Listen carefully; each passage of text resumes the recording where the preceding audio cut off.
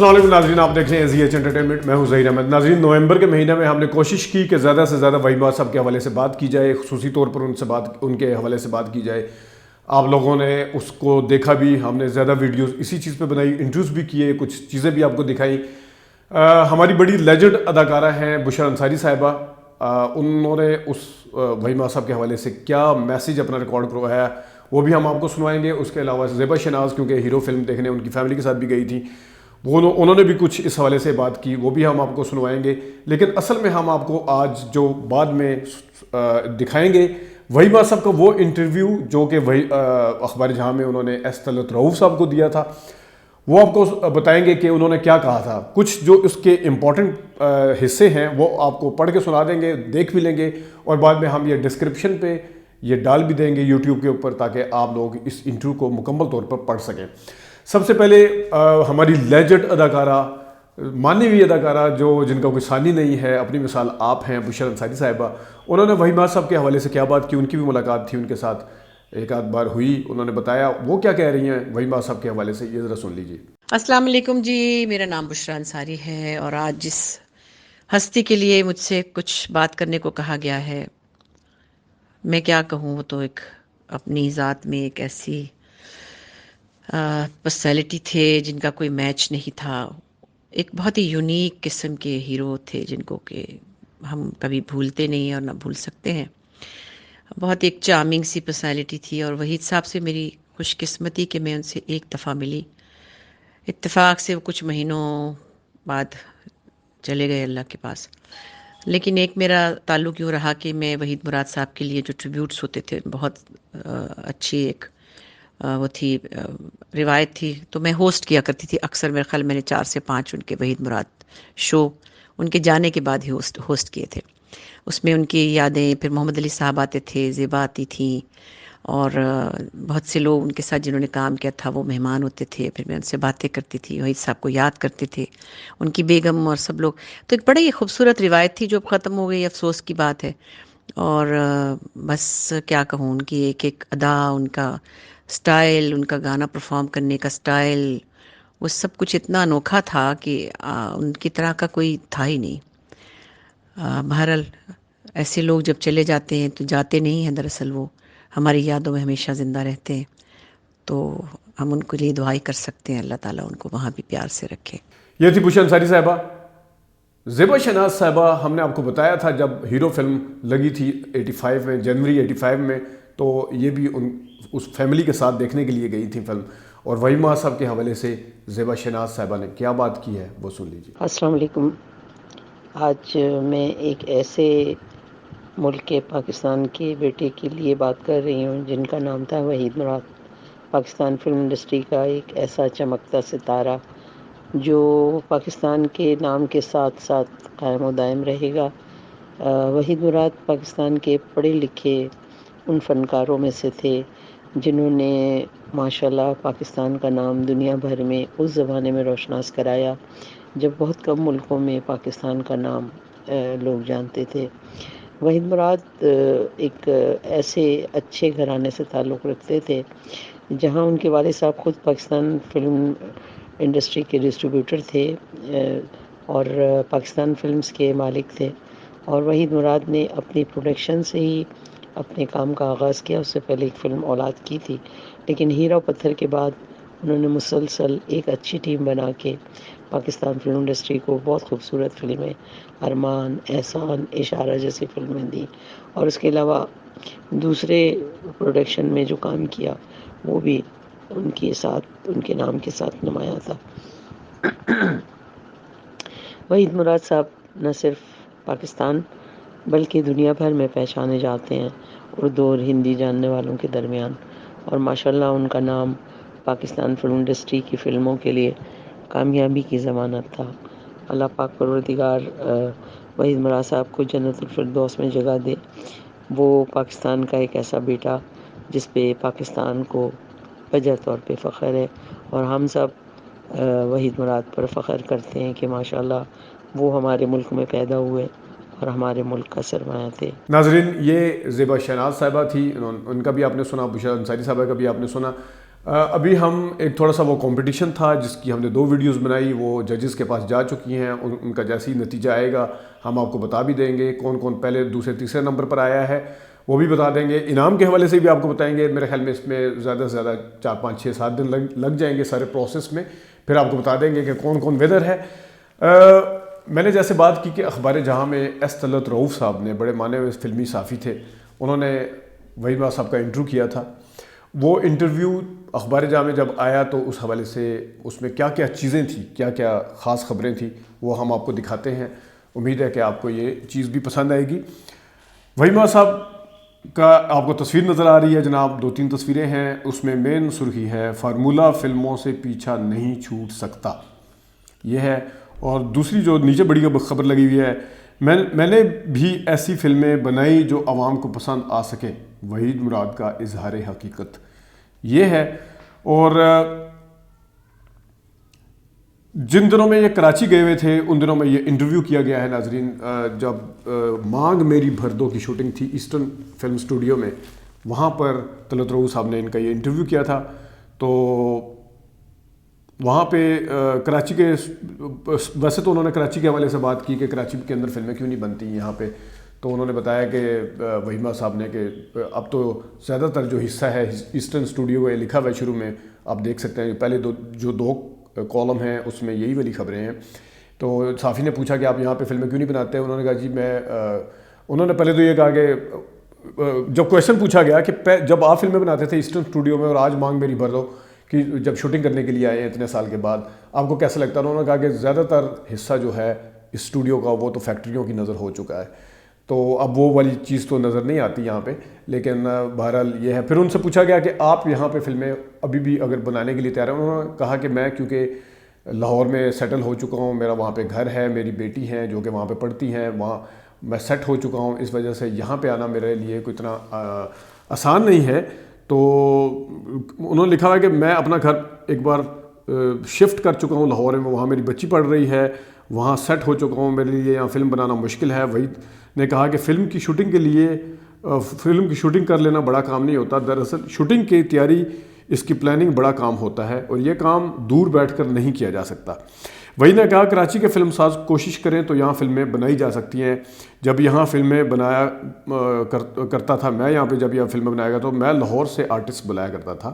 اگر یہ لوگ ہمیں وہاں سے بلائیں گے تو ہم آرٹسٹ یہاں آنے کو تیار ہیں، ہم جو کچھ صنعت کے لیے کر سکتے ہیں اس کے لیے تیار ہیں۔ پھر یہاں ٹیلی ویژن کے اچھے آرٹسٹ بھی موجود ہیں۔ سوال، ایک زمانے میں انہوں نے سوال کیا کہ ایک زمانے میں آپ کی بہت بڑی مضبوط ٹیم ہوا کرتی تھی جس میں ہدایت کار پرویز ملک، موسیقار سہیل رانا، نغمہ نگار مسرور انور وغیرہ شامل تھے، جس نے ہیرا پتھر، ارمان اور احسان جیسی کامیاب فلمیں پیش کیں، یہ ٹیم کیوں یکجا نہیں ہوئی؟ جو آپ وحید مراد صاحب اس کا جواب دیتے ہیں کہ ان لوگوں نے مجھے چھوڑا، پرویز ملک کامیاب فلم ساز اور ہدایت کار بن گئے، مسرور انور بھی فلم ساز بن گئے، سہیل رانا ٹی وی میں مصروف ہو گئے، میں ان کی کامیابیوں سے خوش ہوں کہ میرے دوست میرے ادارے سے جا کر اور بھی کامیاب ہوئے ہیں۔ تو اس ٹیم کے بچھڑ جانے کی وجوہات پر روشنی ڈالتے ہوئے وحید مراد نے کہا مجھے ہمیشہ سمندروں سے پیار رہا ہے، اس موضوع پر فلم بنانا چاہتا تھا، جب میں نے اپنا منصوبہ اپنے دوستوں کے سامنے رکھا تو انہوں نے اس کی حمایت نہیں کی بلکہ اس کی مخالفت کی، چنانچہ میں نے ایک نئی ٹیم کے ساتھ سمندر بنائی، اس طرح ہم ایک دوسرے سے دور ہو گئے۔ تو پھر پوچھا کہ کیا یہ ٹیم پھر یکجا ہو سکتی ہے؟ میرے اس سوال کے جواب میں وحید مراد صاحب نے کہا، یہ اب طلعت رؤوف صاحب کہہ رہے ہیں کہ وحید مراد صاحب نے کہا کہ ایسا ہو سکتا ہے اگر کوئی ایسا سبجیکٹ آیا اور ان لوگوں کی مصروفیتیں کم ہوئیں تو میں کوشش کروں گا یہ ٹیم پھر اکٹھی ہو سکے اور ہم پھر مل جل کر فلم بنا سکیں، اس کے لیے میں تیار ہوں، یہ لوگ مجھ سے آ ملیں۔ وہ وحید مراد صاحب خود مطلب اس چیز کا اشارہ دے رہے ہیں یا وہ اس چیز کا اظہار کر رہے ہیں یا اس خواہش کا اظہار کر رہے ہیں کہ یہ لوگ جو ان کی ٹیم کے تھے وہ ان سے آ کے ملیں۔ پھر آپ نے فلم اشارہ کی ہدایت کاری بھی کی، کیا آپ نے ہدایت کاری کا خیال چھوڑ دیا ہے؟ میرے سوال کا جواب دیتے ہوئے وحید نے کہا کہ میں نے جس مقصد کے تحت یہ ہدایت کاری کی تھی اور اس فلم میں جو کچھ بنانا اور دکھانا چاہتا تھا میں سمجھتا ہوں کہ کامیاب رہا ہوں۔ وحید نے کہا کہ میں آئندہ بھی اسی وقت ہی ڈائریکشن دوں گا جب میں سمجھوں گا کہ فلاں سبجیکٹ پر مجھے فلم ڈائریکٹ کرنا چاہیے۔ آپ فلمی صنعت میں آئے تھے، فلم کے فارمولے تو بدلنے کی کوشش کروں گا۔ آپ نے کہا تھا کہ میں فلم کے فارمولے بدلنے کی کوشش کروں گا جو صرف عشق اور محبت کے گرد گھومتے ہیں، مگر اب آپ بھی اس ڈگر پر چڑھ نکلے ہیں۔ تو جس کے جواب میں وحید صاحب نے کہا، ہمارے ہاں پڑھے لکھے لوگوں کا کتنا تناسب ہے۔ ہم اس ملک میں 15% سے زائد پڑھے لکھے، ہمارے اس ملک میں 15% سے زائد پڑھے لکھے لوگ نہیں ہیں، تو کیا میں 15% لوگوں کے لیے فلم بناؤں؟ وحید نے کہا کہ 40 سالہ فلمی صنعت میں فلمی صنعت کی روایات جو ہیں اکیلا اکھاڑ پھینک نہیں سکتا۔ فلم چونکہ ایک بزنس ہے، اس لیے اس میں نقصان نہیں اٹھایا جا سکتا، چنانچہ میں بھی ایسی فلمیں بنائی میں نے بھی جو عوام کو پسند آ سکیں۔ اچھا، گانوں کی پکچرائزیشن کے حوالے سے وہی بات سب سے کویشچن کیا گیا کہ آپ گانوں کی پکچرائزیشن کے اوپر بڑی خاص توجہ دیتے ہیں، تو انہوں نے کہا کہ ہمارے ہاں دیکھا گیا ہے کہ گانے جو ہوتے ہیں وہ فلم میں بعض دفعہ زیادہ ہوتے ہیں، اور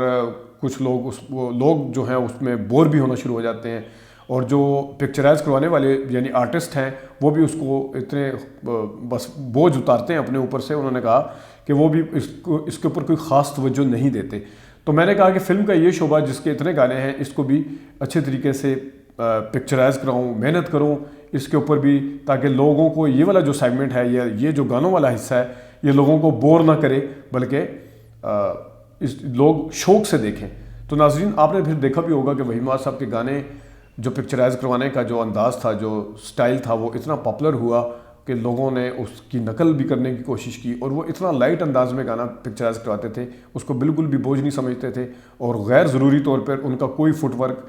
اگر ہیروئن بھی گانا گا رہی ہے تو کوئی ایون حرکت، کوئی ایسی انسرشن، کوئی کاؤنٹر ایکسپریشن جسے کہتے ہیں، وہ ایسا نہیں ہوتا تھا جو کہ فضول لگتا ہو آپ کو، اس کا کوئی نہ کوئی اس کے اندر مقصد ہوتا تھا۔ نارملی یہ دیکھا گیا ہے کہ ہیرو خود فلم میں بڑے بڑے ہیرو جو بڑے مانے ہوئے ہیں، جو خود بھی گانے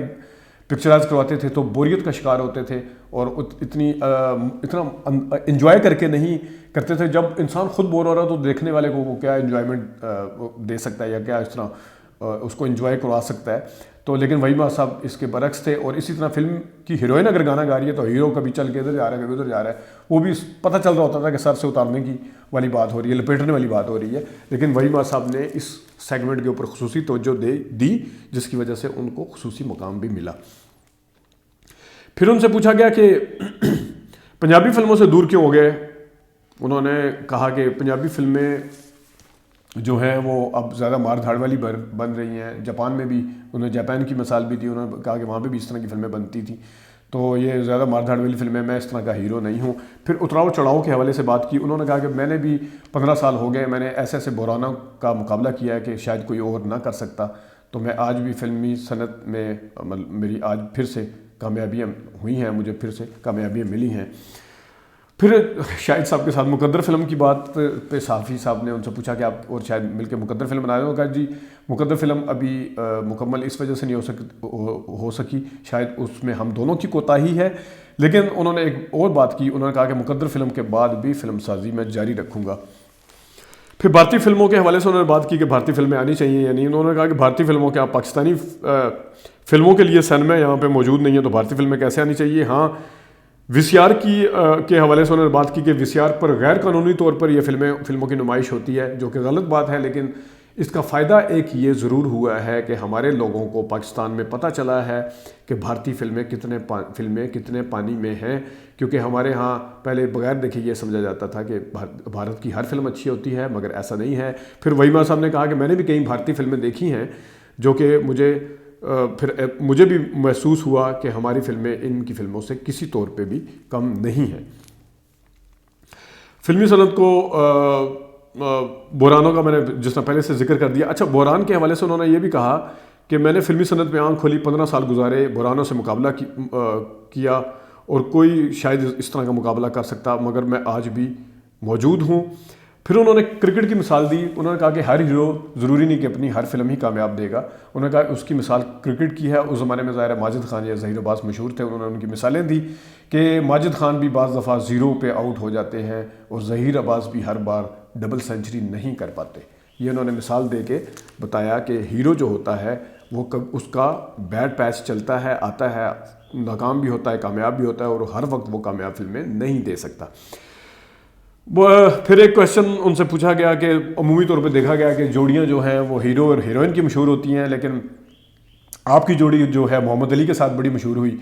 تو محمد علی، اس پہ انہوں نے جواب دیا کہ میں اور محمد علی صاحب جب یہ ایک ساتھ آئے ہیں تو فلم کی کہانی نے روٹین سے ہٹ کے، عشق اور محبت سے ہٹ کے ایک نیا رخ اختیار کیا ہے، جس کی وجہ سے لوگ شاید پسند کرتے ہیں۔ کریکٹر کے حوالے سے، کریکٹر کردار یعنی ینگ ٹولڈ کے حوالے سے بھی انہوں نے کہا کہ میں کریکٹر رول کے لیے تیار ہوں، اور ایسا ہر ہیرو کو کرنا پڑتا ہے کسی نہ کسی وقت، تو میں اس کے لیے بالکل تیار ہوں۔ تو پھر آخر پہ ان سے پوچھا گیا اگر آپ فنکار نہ ہوتے تو کیا ہوتے؟ میرے اس سوال پر سوچتے ہوئے وحید نے کہا کہ میں اب یہ ضرور سوچتا ہوں کہ جب آرٹسٹ نہ رہوں گا تو کیا بنوں گا۔ تو ناظرین، یہ تھا وحید مراد صاحب کا وہ انٹرویو۔ اس کے اندر سے اگر کچھ چیزیں مس ہیں، جو تفصیل مس ہے، کچھ میں آپ کو کچھ حصے پڑھ کے بتا دیے ہیں، مس ہے، وہ آپ خود اس کو پڑھ لیں گے۔ اس پہ میں کمیونٹی پیج پہ بھی ڈال دوں گا، اور ڈسکرپشن میں بھی کوشش کروں گا اس کو ڈالنے کی، تو وہاں پہ آپ اس کو پورے انٹرو کو بڑی آسانی کے ساتھ پڑھ سکیں گے۔ ناظرین، آج کے لیے اتنی اجازت دیجیے، اللہ حافظ۔